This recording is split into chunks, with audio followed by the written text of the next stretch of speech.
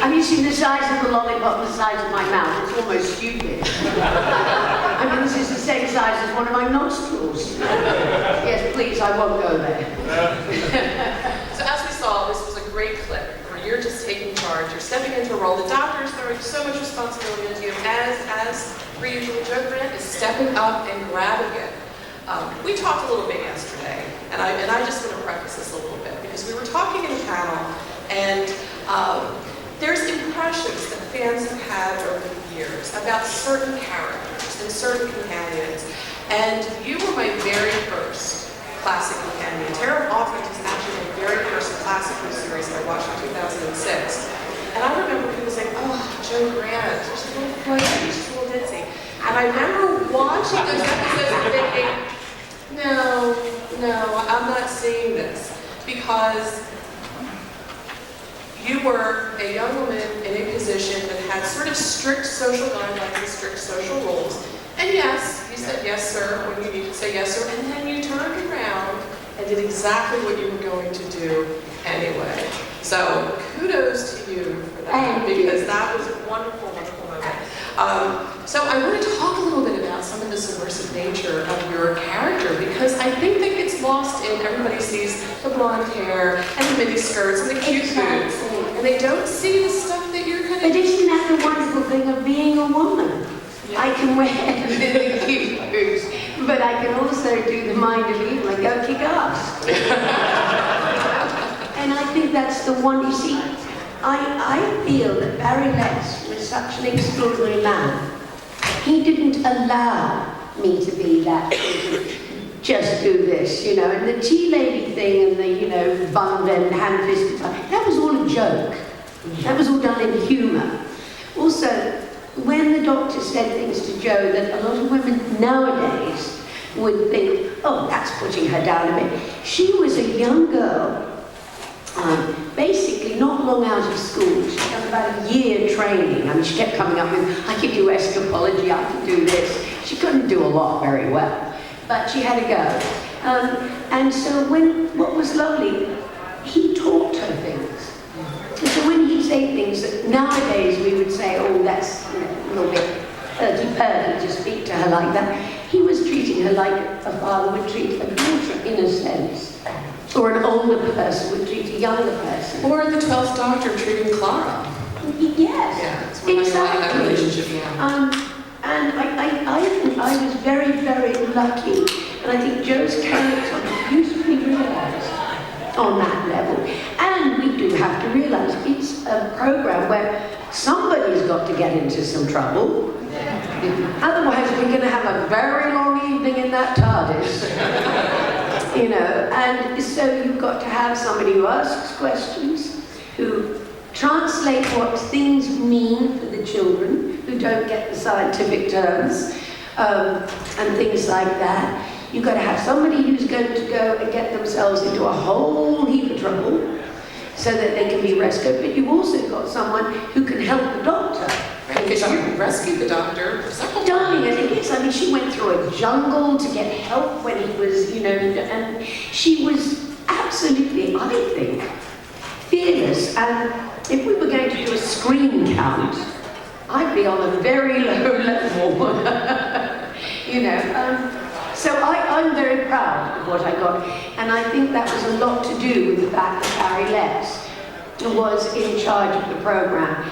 And he was a man who cared very deeply about his planet, who cared very deeply about anti-war, and he very much cared deeply about women's rights, you know.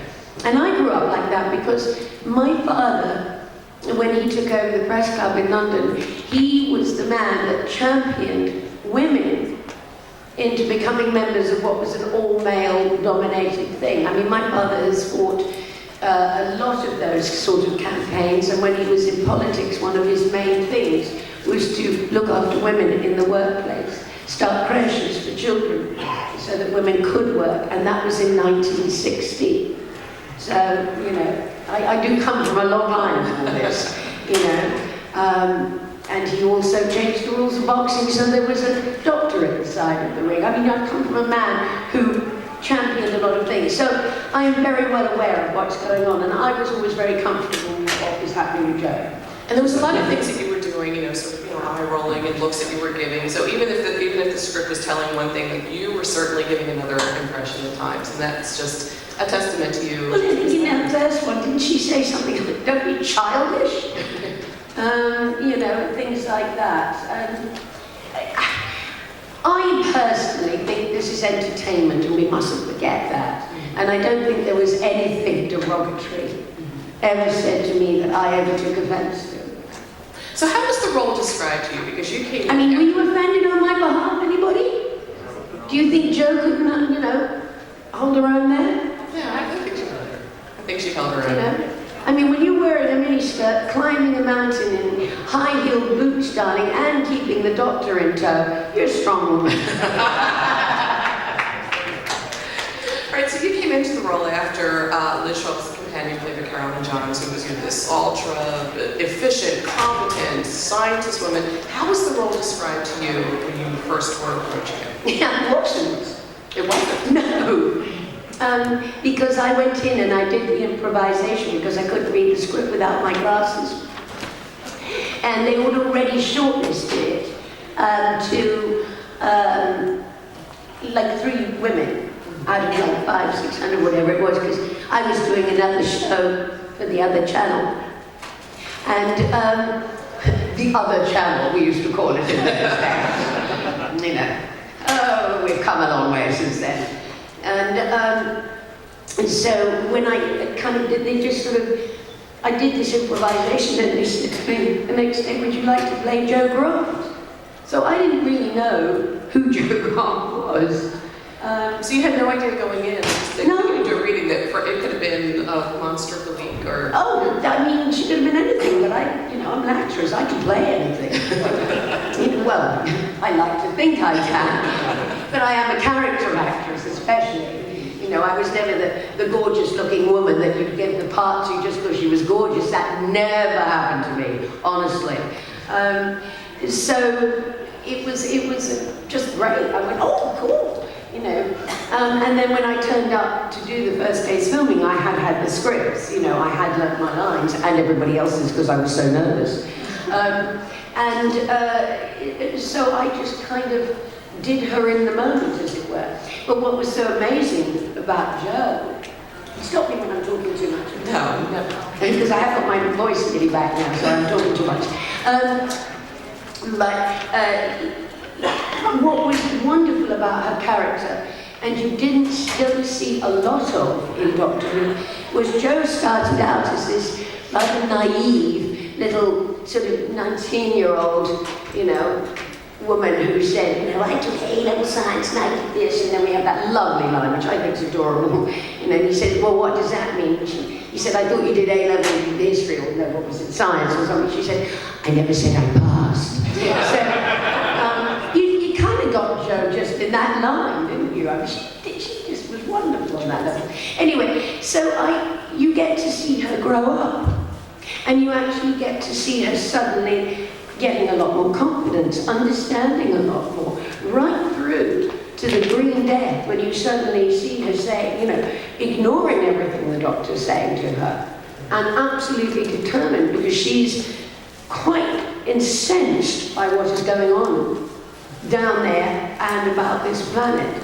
So you've actually seen her go from that little naive, slightly kind of, eyes up in the air looking at the doctor, and to this woman who has grown and learned so much from the doctor, which she then took on with her into the Sarah Jane Adventures.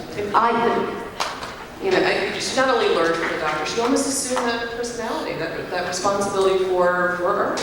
Absolutely. I mean, she knew that there was, that there had to be an end to this relationship in a sense. She found a man that was just like the doctor. And in what he was doing. And I think it was a wonderful, rounded 3 years of a character. I'm proud of her. All 6 of you all. You mentioned, the character arc. You were one of the few classic companions who have come back to the universe of Doctor Who in the Sarah Jane Adventures. Who this wonderful backstory invented for you. What, 13 grandchildren? Oh, yeah, that could be more perfect. And her 7 children, and she just sort of dropped at the bottom of mountains and then named them after the town. I mean,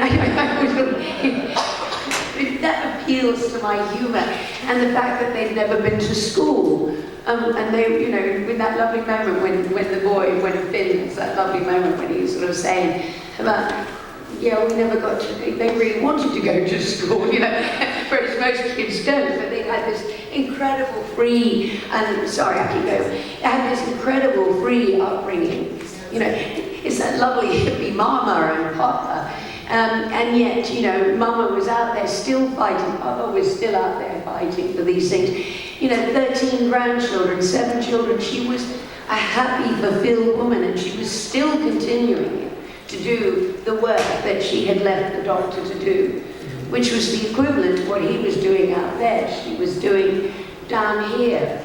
And when you see how someone like Russell T. Davies, who really was that's when he came into the Doctor Who time, was during that time, and he, you know, how he had understood Jo's character and taken it exactly the right steps. Whoops, nearly. Exactly the right steps forward. You can tell a fan was writing that, somebody who had deep. Absolutely. Because, you know, people used to say to me, oh, and what do you think, you know, happened to Jo? I said, I don't know, she wasn't real. And I know that sort of, you know, because to me as an actress, when the character's gone, it's gone. You know, and I never thought, I used to say, I used to be a bit flippant. She used to say, oh, she probably had 12 divorces. And has ended up in Bessie Ford, you know, and then people would take me seriously. You know, because I just say it, because I'm not. Because I couldn't think of anything else to say, because I never thought about what happened to Jo. To be honest with you, why would people there? Right. But boy, when I got that script, and the pleasure of working with Liz, who said it wasn't easy following you, because we were good friends. She said, because John had got the thing, well, Katy would do it that way. And I've worked in situations like that with when you've taken over in a role, and the actor who's been working with the actress for a long time starts to say to you, oh no, well you wouldn't do it, and you have to say, well, this is me and this is the first time you've heard it. You know, it is quite difficult because you get used to working with somebody. And so we used to have a lot of little laughs about that. But it was a joy to work with her, and you know, it was lovely that Nick, the Brig, had been brought back into it too. You know, it was really great. Well, that whole era, I mean, the Unit family era with Roger Delgado's The Master, John Pertwee, and Liz Courtney, you guys had such amazing chemistry. It didn't feel forced. I mean, were these people that you genuinely enjoyed working with every day? I have to honestly tell you there was nothing forced about that. I know you can, as an actor, you know, you can perform being married to somebody for 35 years, and but there are little subtleties that you don't usually get when you do that. Little things which are so genuine and you can't quite say what they are. It's like a chemistry. And it doesn't mean you get lesser performances from people who are pretending to be really bonded. It really was, and you couldn't have got to that last scene in The Green Death of it, had you? You know, that was very particular, that scene that last scene in The Green Death. Poor old Stuart, you know, everybody is on the verge of going into it, you know, tears. Because you do know that I was engaged to Stuart Fenton at the time, do you? Or is this news? I've been engaged to so many people, darling. It's kind of, I forget. You know, marriage was never my thing, unless you go to Wikipedia, in which case I've had 5. And in which case, where's the alimony? I should be a very rich woman. You know, so Stuart and I were actually engaged at the time. We're still best friends today, I have to tell you. I always stay friends with my exes, darling. It's very important. And so We didn't know, this is true, we did not know that Barry Letts had cast my fiancé in this show until he walked in. He never told me. He was told to keep it a secret because Barry thought it would just add an interesting level. Think about it. And it did. Because, you know, this was very much a family situation, and in comes my real fiancé. And a damn fine actor too, may I say. I think he was wonderful, he was perfect in it. So that was a very interesting time. It did change the dynamics quite a lot, and that added to the whole thing. But John and I, if you think of 2 actors or 3 actors, I mean, Nick, myself, Roger, Richard Franklin, and John, we were together all the time, happily. John and I always had lunch together. We would travel every day to work together. He'd pick me up. And sometimes we'd go on the motorbike, which was really cool. And we'd have burn-ups with other actors to the Acton Hilton, which is where the rehearsal rooms were that belonged to the BBC. And we'd have all these amazing burn-ups with, you know, John Gielgud on one motorbike, and this other very famous English comedian on another. And I was the only passenger. It was really cool. When we went on location, we'd drive together. And we'd play all these ridiculous games, like, you know, we'd see all these weird places, because you know in England, those country towns have got the weirdest names. You know, Nicholswaite Foxplot. And John and I would suddenly turn Nicholswaite Foxplot into a character. And then we'd come to another wood, you know, Puddle now, you know, and we'd turn into those characters. This is what we were doing while we were driving to location. This is a bonding friendship. This is joy, this is laughter. We had a toy drawer in the rehearsal room. And I remember one day, is this all right? Are you interested? I always feel so, oh gosh, I must be so boring. But one and I know this sounds a bit twisted, but I said to John one day, what would we do if we didn't have any arms? And he said, well, for a start, we wouldn't fight a war, is what I said. No. If we didn't have any arms. And he said, well, I suppose we do things with our feet. So I said, okay, let's do some paintings with our feet. So we took our socks and shoes off, and we're sitting in the rehearsal room, doing foot painting. Oh, hello. Yeah. You think that's too much?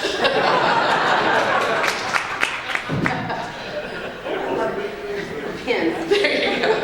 Anyway, can you take a woman seriously with a spider on her shoulder? I do love spiders. Actually, I have a picture of me with a tarantula, and I'm actually kissing it. Oh no, sad.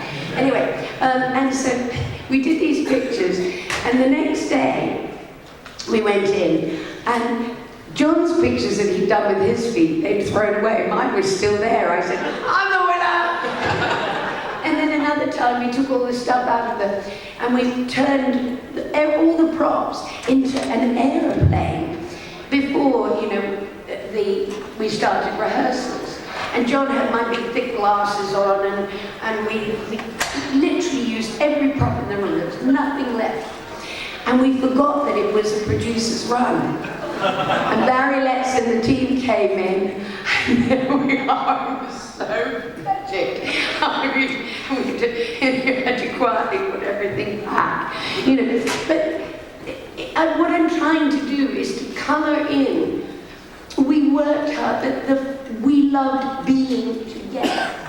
You know, and I would go off and make Nick his bovril because he liked his bovril after his beer at lunchtime. And you know, it was just, we'd have lunch together, we'd do everything. And it was a wonderful time. So that's how that became this incredible, strong, wonderful family. And to this day, you know, being with Richard is lovely, lovely, lovely. I mean, we've been as friends all this, and he's the only one, apart from John Levine, who's, you know, I love John, but he's sometimes a bit, like, out of the loop. I was going to ask you for your favorite memory, but I gave us so many. So how about a favorite memory of shooting? You have a favorite script or a favorite scene or something that you're thinking back, oh, that one was really fun. Do you know, I really loved it when we did, I'm getting terribly fond of this. It's kind of making me happy. It was silly things. Like when we did, you have to forgive me, my brain goes around about this time. The one where we go around on a boat a lot. Carnival of Monsters. Carnival of Monsters. Oh, okay. Yeah. The Carnival of Monsters. When we were going through all that machinery. I know it's weird, but I really enjoyed doing that. I loved doing stunts. I mean, I loved abseiling down the side of a mountain, even though I thought it was on a boat.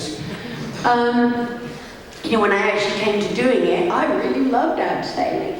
I loved doing the stunts with John. I loved spending time with the with Havoc, who were our stuntmen and things like that. But I do find it hard to find particular things, because it was, I mean, I could sit here and tell you stories all night of things that happened on the I mean, truly, you look, you know. We'll just order some cocktails. Yeah. You know, because there were every, oh, actually, I can tell you one which I've forgotten about. I haven't told this to often because I didn't forget it. When you're, it's a bit naughty.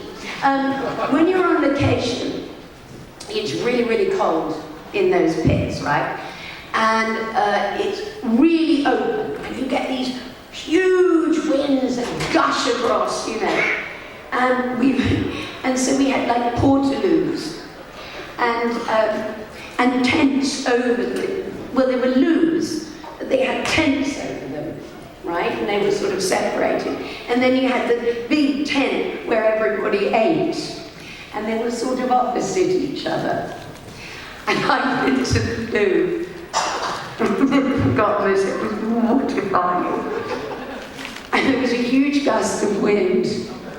And it went right up in the air, the whole tent thing. I'm sitting there on this little potty, and they're all having their dinner looking at me. It's really hard to go back to work after that. You're very, very self-conscious, you know. And I love night shooting and things, but, you know, John was one. Do you know, John would stand at the edge of a cliff because he said, trust me, she will go over. Because she can't see and she doesn't know when to stop.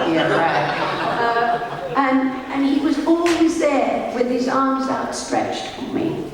And things like that, you know. It once again shows you how we were as a team, you know. And we had one row once. We had one argument in 3 years, and it was about a map. Now, I don't drive, I can't see, and I sure as hell don't do maps. You know, and all those little lines. What, you put it that way up? Why? You know you go north. I don't know north, south, east, west, and all that kind of. You know, I just go. Anyway, so John said, I was reading, and he got cross with me because I was reading it wrong. And it was raining, and we were in Bessie, and we had this big umbrella up. And I really got cross with him, being cross with me, knowing that I couldn't see. So, and all I could see was, apparently, was this umbrella, Bessie, and all these things flying. I was throwing hairbrushes at him. I threw the maps at him. I mean, probably I took my shoes off and threw them at him. And all you could see, apparently, all the guys said afterwards, all this is flying out from under there, you know. And that didn't last very long. Because I was like, oh, hang on, I've just lost my hairbrush and my boots. But, yeah, all of the times that we had, were wonderful. You know, really, really terrific. I mean, I do fall over a lot, which you probably noticed in The Demons. There is actually, how many times does she fall over and was it real? None of them were scripted. And in the end, Barry just said, oh, let her go, she'll get up again. Which I did, but that makes it more real. Because don't tell me that you do all that running about and you're not going to have a trip over a gravestone or something, whatever it was, you know, there. And I just think that makes it, and Joe was clumsy, that was written into it, which beautifully came through in the Sarah Jane. She enters into this quiet moment of mourning, crash. You know, it was a lovely touch. No, it's great. And like you said, that really does come through. It's something you can act and you can have that relationship on screen. But to have that chemistry, I think, is so wonderful. And it really plays out in the Doctor's relationship with Joe, even the two characters. And we were talking in our other panel. And with the Master. And Joe's relationship with the Master. And with the Brigadier. I mean, that wonderful face of Nicholas, you know, and yet that little twinkle in his eye. Yes. They were beautifully, because everybody found something as on stage and on screen and off screen. And as, you know, I've now directed, never mind now, 45 years in the business. You know, I've done many things and haven't directed. And one of the things you absolutely can't buy, and you don't always know you've got it, but Barry Letts said to me, and he said it on, I think it was like one of the DVDs, you absolutely hope that you've got that chemistry in your casting. And if you have, that is 99% of your job is absolutely going to be good. You know, and that's something you can't always measure. And you won't know till you actually get in and start working. I'm sorry, I was going to say, you had mentioned earlier doing all of the things that you did wearing a mini skirt and high heels. Now, Joe Grant has a fabulous wardrobe throughout your run. Well, some of them. Did you have any say at all in any of that, or was it just, oh, here's your outfit, you're wearing this today? Well, I think it was very important that Joe was a woman of that time, you know, wearing, I think the only mistake for me was the false eyelashes that in the wind would knock together. So we'd be climbing a mountain like this, you know, with these ridiculous Carol Channing eyelashes on. What? That was a bit, but only in the sense that I particularly liked a designer, the Bieber. But then I little things like I wore a knitted two-piece in something with yellow boots, I can't remember what. Anyway, that was something I had made because I knew this woman that made these really great knit dresses.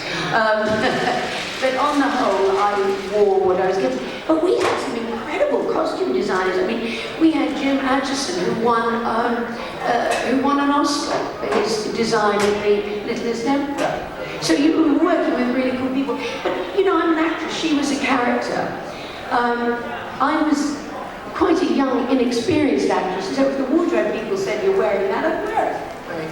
You know, nowadays people have a lot more say and a lot more things. I was just happy, whatever she wore, I'd make it work. You know, but as long as my knickers were made to match my outfit, that was my only absolute. You know, that there was no way I was going to run in those miniskirts. If I had a red scarf, I wanted red knickers. You know, so everything had to match. That was because I wore very short skirts, and I knew that was a very vital part. Just thought I'd share that with you, darling.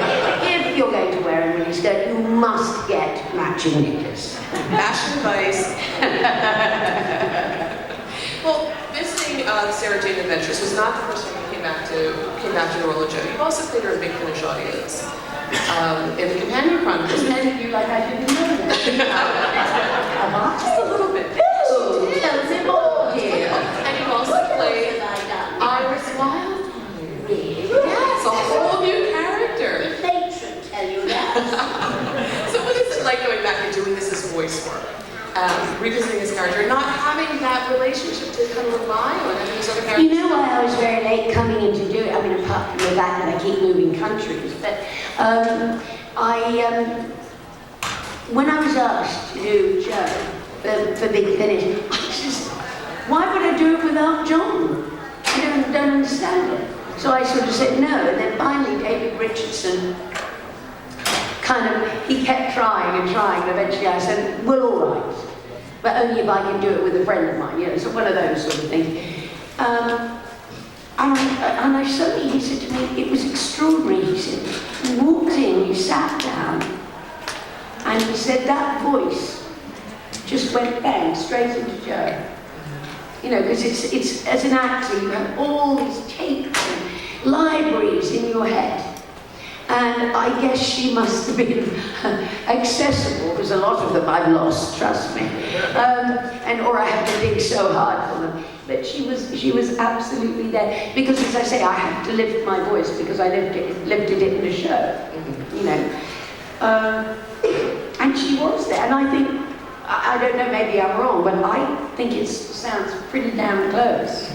You know, it didn't matter in Sarah Jane because you were seeing her 40 years later, but when you're playing them younger, it matters a lot. I love playing Joe now on Big Finish, and of course I got very excited when I suggested that we put with Iris, because I thought it worked in Find and Replace, which was written by Paul Mars, who created Iris. I love that combination of Joe and Iris, and it meant too that I could put some pathos, which I always tried to put into Iris, but it meant that I could put a little bit more pathos into the character. So was it doing that as a voice actor? I've been quite sensible. You I just want you to know that. So it's not going to laugh. It's a nice combination. You're holding a spider. You're holding on to a spider. You know, you're getting what you get. Little Miss Muppet sat on her cup, eating her fish and chips. Along came a spider and sat down beside her and kissed her all over the lips. Okay, I'll go back to sensible now. I'll ask you one more sensible question. How's that?